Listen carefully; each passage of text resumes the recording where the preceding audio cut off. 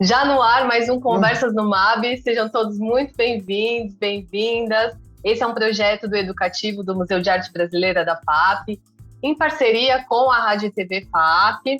Hoje a gente continua a nossa comemoração dos 60 anos do museu. A conversa passada foi com a Denise Matar, curadora da exposição Celeiro de Artistas, que comemora os 60 anos e que tem um panorama da trajetória do museu ao longo das obras, os artistas, os professores. Então, se você quiser conhecer mais um pouquinho sobre a exposição Pensamento Curatorial, está no Conversas do MAB passado.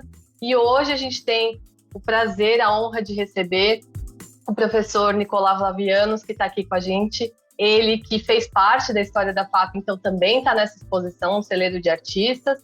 Para quem não conhece, o Flavianos nasceu em Atenas, estudou e trabalhou em Paris, onde ele iniciou o seu aprendizado na escultura, produziu as primeiras esculturas por lá, em ferro soldado, participou de mostras importantes em Paris.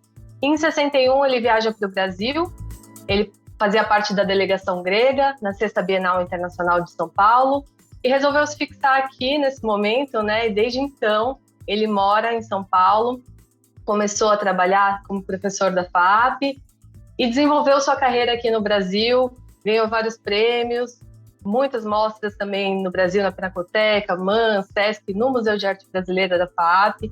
Enfim, Flavianos é um nome importantíssimo da escultura no Brasil e para nós é uma honra imensa em recebê-lo aqui hoje e conversar um pouquinho, saber um pouco mais sobre essa trajetória. Obrigada, professor. Obrigado, eu. Queria começar perguntando sobre a gente queria ir lá no início mesmo, assim, qual o seu primeiro contato com arte e como você começou nesse caminho?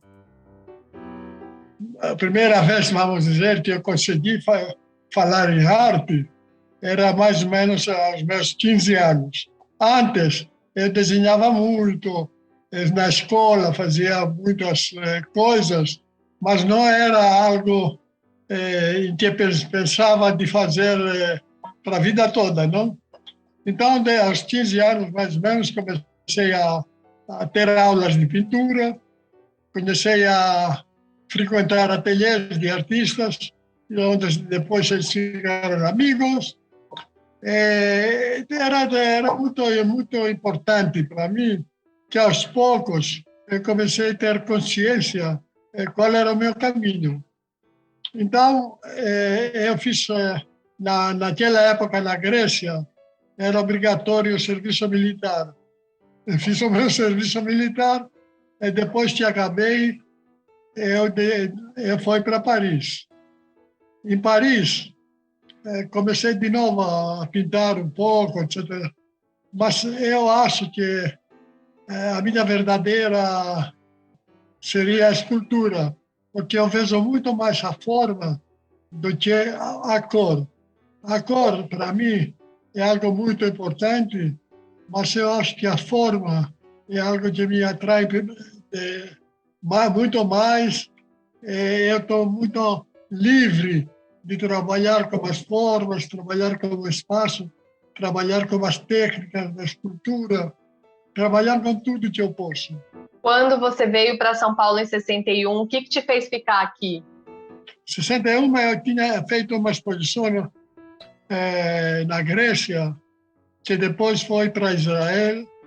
Quando voltou, me convidaram para vir aqui no Brasil na Bienal.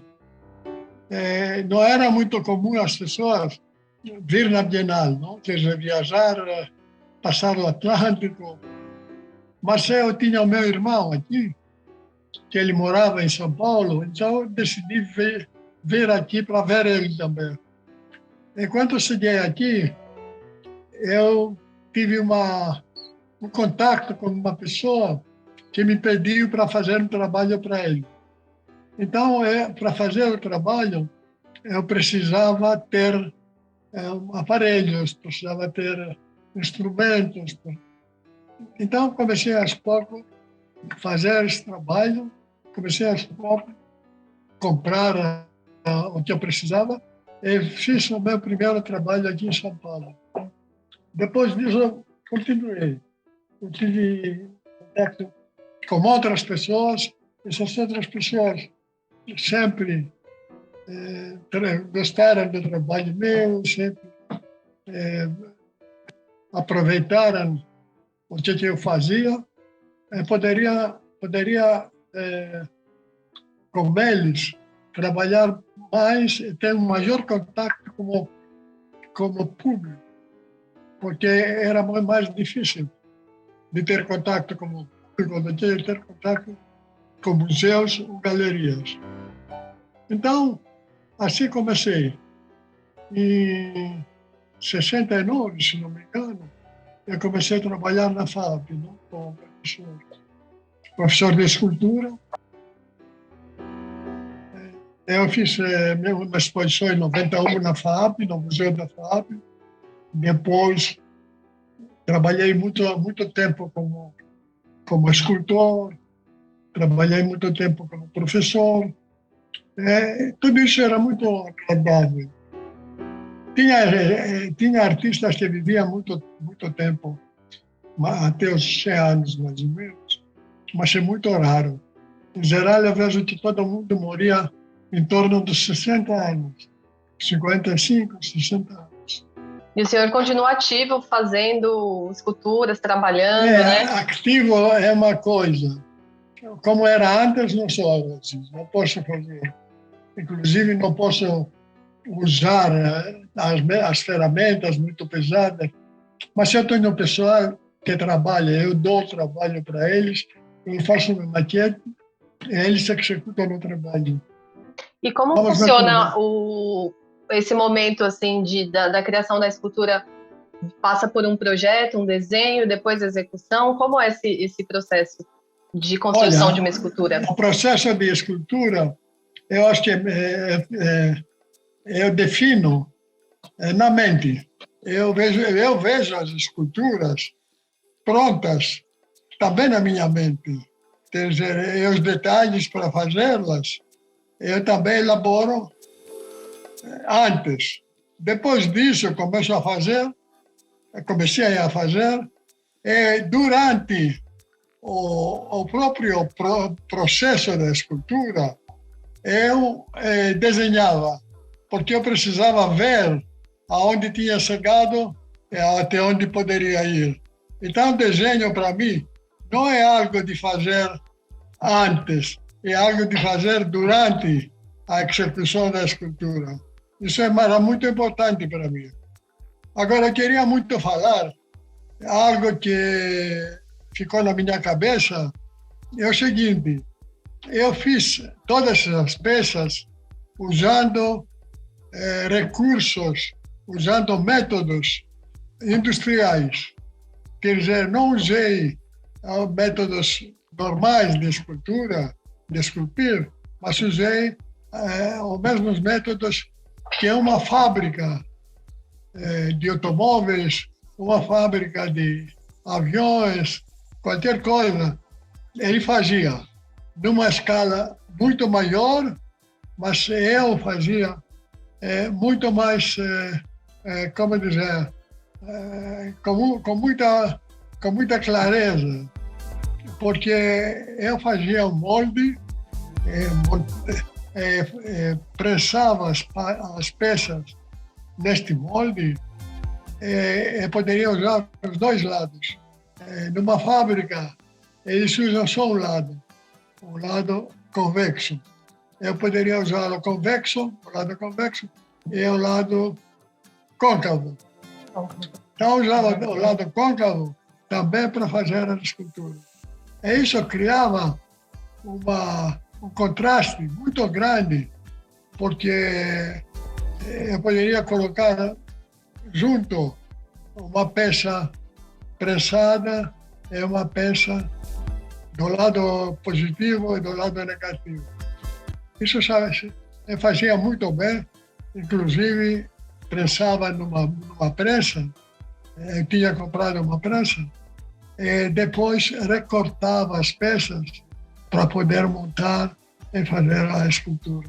Às vezes o resultado saía um pouco diferente, mas eu sempre aproveitava essa diferença, inclusive, para fazer outros trabalhos ou para acabar esses trabalhos que eu fazia. Então, o meu processo era muito importante para mim. Usava solda também. Eu acho que, eu posso falar assim, muito de maneira egoísta, não tem muitas pessoas que faziam isso. Talvez eu sou o único que fazia peças prensadas, soldadas, rebitadas, parafusadas, entendeu? Então eu tinha toda uma gama de processos para fazer as peças. Eu usava todos esses processos. Depois que eu saí da FAAP, eu fiquei doente, eu não posso mais fazer solda, não posso mais levantar peças muito pesadas, mas de qualquer maneira continuo a trabalhar. Inclusive, como eu te falei, eu faço as esculturas da minha mente, na minha cabeça, e depois mando executar. É muito importante para mim dar essa continuidade, porque realmente encontro novas coisas, encontro novas soluções, encontro novos procedimentos, encontro uma maneira diferente de fazer as coisas. E encontro também o que eu procurei toda a minha vida, quer dizer, as formas bem feitas e bem resolvidas. E essa habilidade que o senhor tem com os materiais, né, que é muito conhecida, muito falada, isso vem de muito treino e muita pesquisa. Sim, eu pesquisei muito. Inclusive, eu tenho uma biblioteca muito completa sobre a escultura e os métodos de fazer a escultura. Quer dizer, eu tenho muitos livros como outros artistas, como a realidade internacional, eles faziam essas peças. E tem muitos escultores que fazem peças montadas, mas eles não usam todos esses recursos que eu consegui usar indo a uma fábrica e vendo como eles faziam os trabalhos. Para mim, isso era uma epifânia, vamos dizer, de eu poder ver como eles faziam, por exemplo, o automóvel.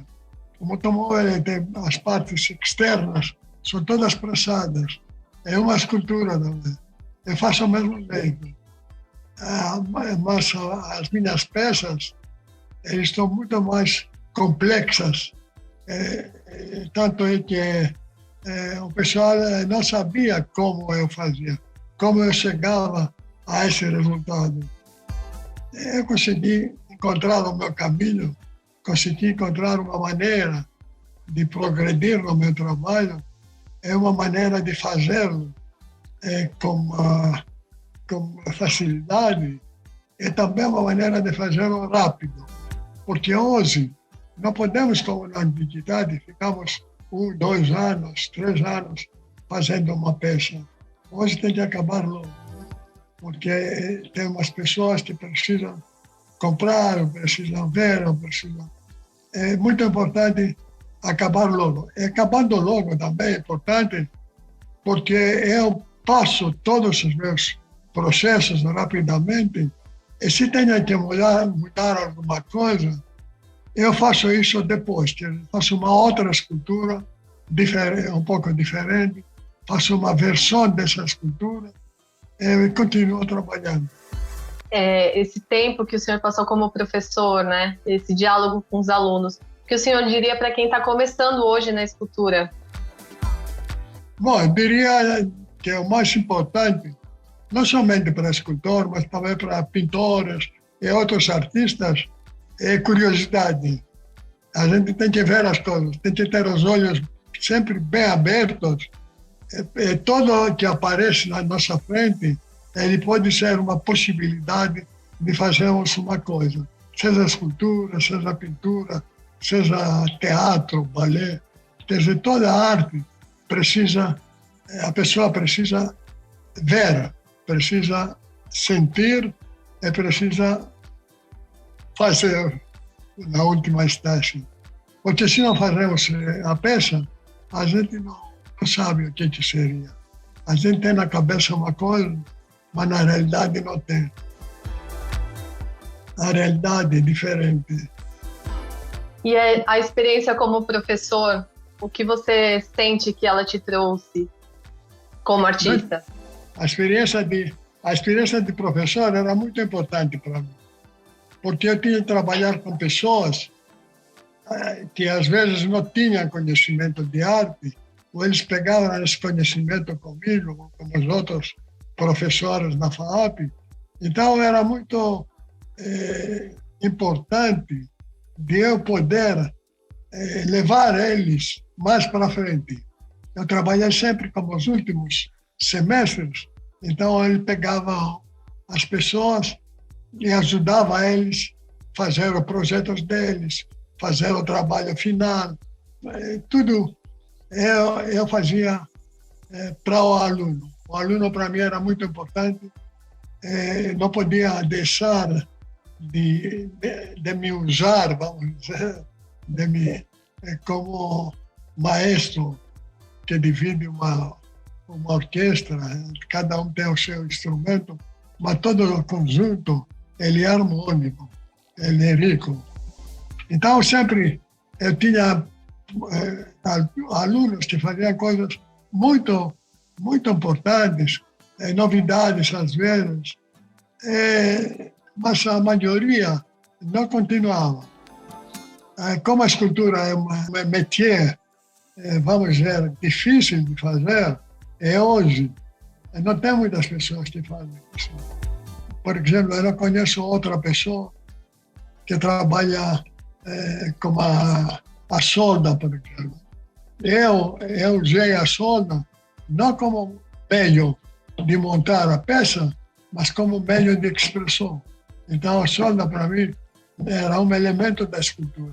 Não era algo acrescentado, algo que poderia, vamos dizer, se eu queria montar uma peça, poderia, obviamente, usar a solda, mas para mim a solda fazia parte integral do projeto, ela fazia parte da obra final. O que o senhor busca quando faz uma escultura? Tem uma busca em cada uma das peças? Olha, em cada uma não, seria difícil. Mas eu tenho períodos que eu faço uma pesquisa, procuro encontrar outros trabalhos, e assim eu faço as minhas peças, estou em contato sempre com uma realidade que poderia dizer é a escultura de sempre, não a escultura que todo mundo faz hoje.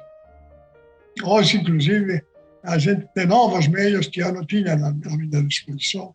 Temos a luz, temos o movimento. Então, eu acho muito importante a pessoa que está sempre antenada, é a pessoa que pode dizer, olha, eu vivo a minha época. Essa é uma obra que eu fiz tal ano, esse tal ano é muito importante para mim.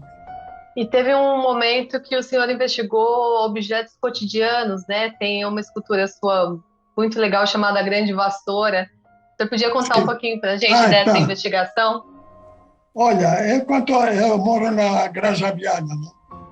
Que é um pouco fora de São Paulo. Quando eu vinha para cá, para minha casa, sempre no caminho, eles tinham pessoas que faziam o asfalto, faziam as partes da estrada que estava deteriorada. Então eu via essa aparelhagem, inclusive à noite, quando voltava, essa aparelhagem estava parada, mas estava ao lado do meu caminho. Então eu pensava, puxa, por que a gente não pode fazer uma escultura de um objeto de uso, e não fazer uma mulher, um homem atlético, como era o hábito até o nosso século. Então eu peguei esses objetos comuns a vassoura, cortador de grama, todas essas coisas comuns que estão na nossa frente, eu comecei a fazer umas peças relativas a esses objetos. Como eu falei no começo, a curiosidade é muito importante. Então, eu estava sempre muito curioso, inclusive para saber como eles fazem essas máquinas, como eles pintam, por que usam determinadas cores, etc, etc. Era muito importante para mim. O senhor poderia falar um pouquinho sobre a obra que está presente na exposição Celeiro de Artistas, que é a obra que a FAP tem. A FAP tem várias esculturas suas, né? Mas a Denise escolheu uma das esculturas chamada Grande Árvore, né? O senhor se lembra do momento dela? O que você estava pensando? Como foi fazer aquela escultura? Olha, esse é muito curioso, porque eu fiz com peças. Tinha muitas pessoas que vinham na FAAP de fora, não, alunos, e queriam fazer uma peça de escultura. Eles faziam as peças, mas depois deixavam para lá. Eles não se interessavam mais. Então, peguei todas essas peças e comecei a montar esculturas. Eu achei muito importante, porque eu pensava coisas assim, do dia a dia, coisas que não estão próprios da escultura, e fazer as minhas peças. Inclusive, o professor Zanini me falou uma vez que os escultores gostam de colocar as suas esculturas junto à natureza.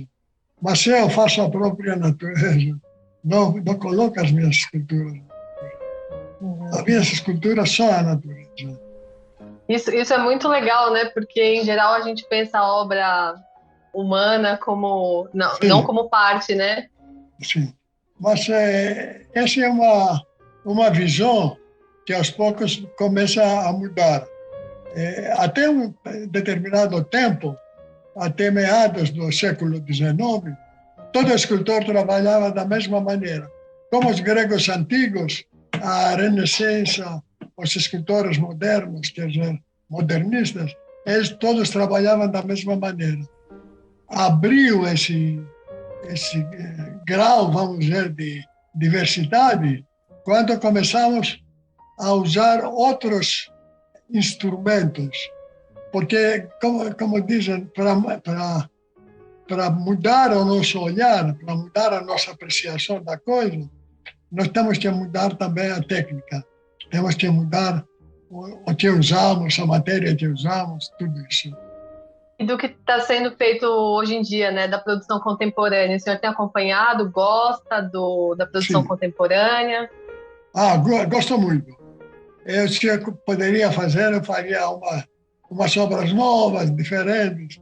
Não posso mais, mas eu posso gostar, posso ver, sentir o prazer que o artista sente quando acaba o seu trabalho. Quando o trabalho acaba, quando ele é acabado, nós sentimos um prazer muito grande. Ele é um momento assim de extrema felicidade. E nesse momento da carreira, o que o senhor tem vontade ainda de fazer, de realizar? O artista sempre tem que trabalhar. Se não trabalhamos, não fazemos nada. Acho que todos, inclusive, toda pessoa tem que trabalhar para produzir alguma coisa. Que seja um livro, que seja uma pintura, que seja um objeto para casa, um objeto para a cozinha, um objeto, não sei. Mas sempre temos que... O homem, desde o começo, começou a usar a matéria que ele tinha ao seu redor para fazer as coisas. E essas coisas, até hoje, são muito importantes. A gente vai no museu e vê que os povos primitivos, que não eram nada primitivos, eram muito inteligentes, e eles sempre procuravam, como material que tinha em mão, fazer alguma coisa útil, alguma coisa que poderia ser usada pelos outros. Não era todo mundo que fazia instrumentos, mas tinha as pessoas que tinham mais habilidade e podiam fazer isso, e os outros também aproveitavam, quer dizer, eles davam outra coisa. E havia um escambo entre as pessoas.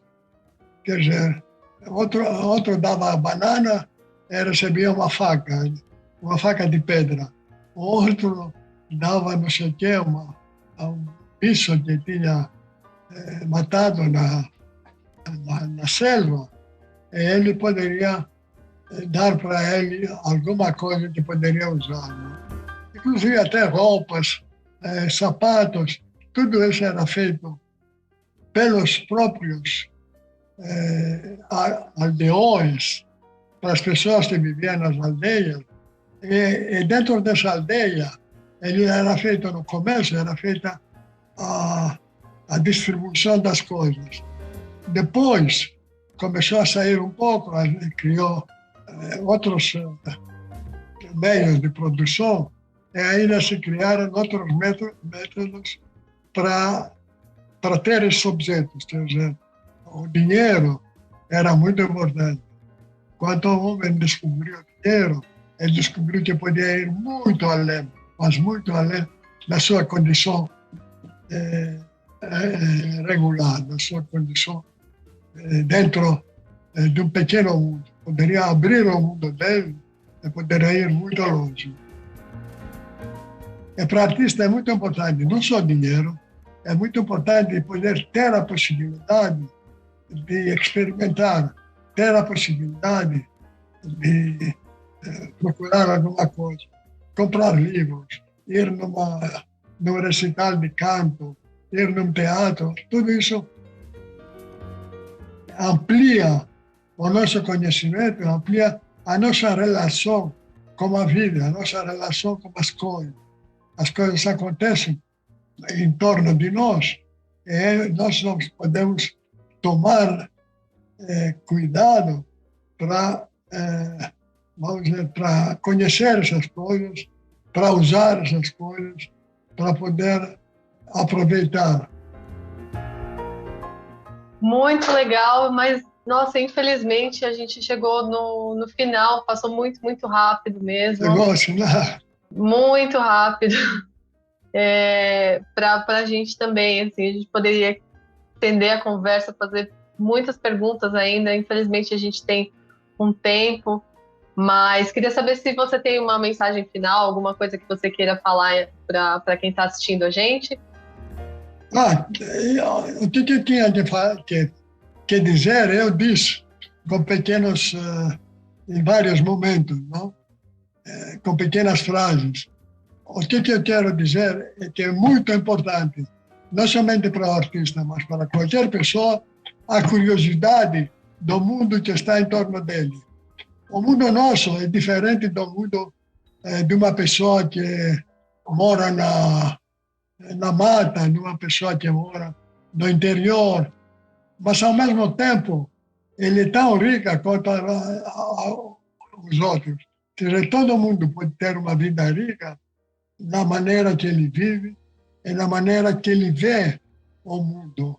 O mundo tem várias várias maneiras de vê-lo.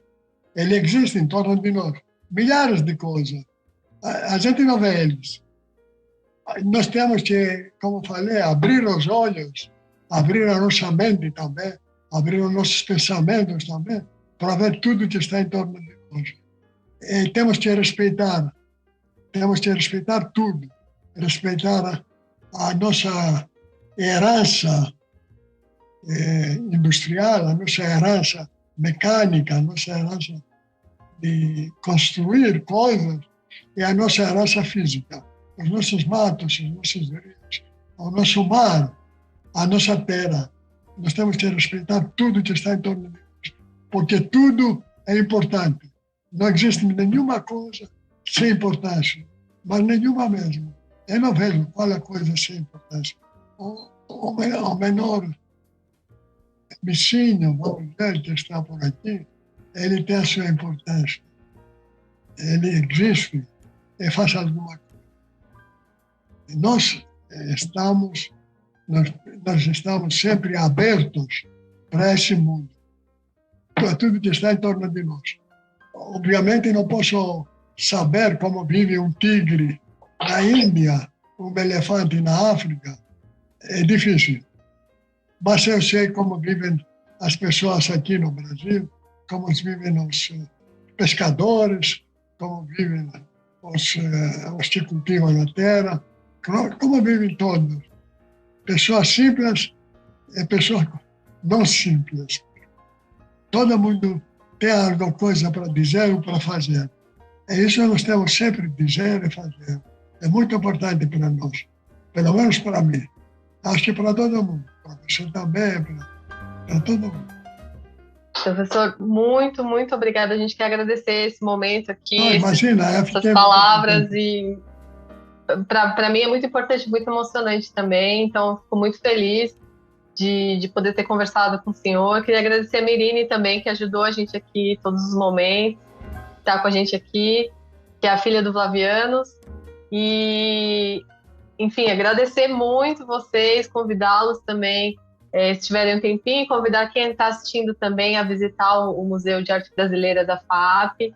Lá você vê as esculturas do Flavianos, não só na exposição Celeiro de Artistas, que fica em cartaz até o final do ano, até o final de novembro, na verdade, mas também no Jardim das Esculturas da FAP, que é logo na entrada, e que tem esculturas do professor Flavianos que são incríveis, então estão todos convidados a visitar, a conhecer.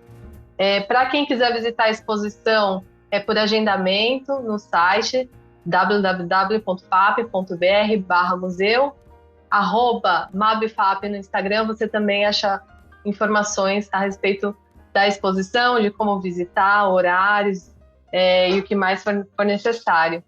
Então, eu queria agradecer também ao pessoal da Rádio TV FAP, que está aqui com a gente, e ao Educativo, né, que esse projeto, essa parceria. Muito obrigada, professor. Vanessa, eu que agradeço muito. A FAP foi sempre uma mãe para mim. A FAP sempre me ajudou. Em toda a minha vida, eu sabia que tinha alguém que podia se interessar por mim. Esse alguém era a FAP primeiro e outras pessoas que me conheceram, mas realmente é muito importante para mim. Essa pequena conversa, eu espero nós podemos abrir muito mais, fazer ela produzir muito mais, fazer ela ficar mais rica. Com certeza, o espaço, né, da FAP é sempre aberto e muitas coisas possíveis ainda, outras conversas, outros momentos, outras exposições, a gente está sempre de portas abertas. Obrigado, muito obrigado, Vanessa. A apresentação, então, desse episódio foi minha, Vanessa Ferreira, a produção e organização, Paula Ida, Rafael Conte, Tati Boi e Vanessa Ferreira, a gravação, Léo Fernandes e Letícia Algostain, sonorização, Micael Roira e Sérgio Zanotti, edição, Rogério Afonso, finalização, Alzira Tonin. Obrigada, até o próximo episódio. Tchau. Obrigado.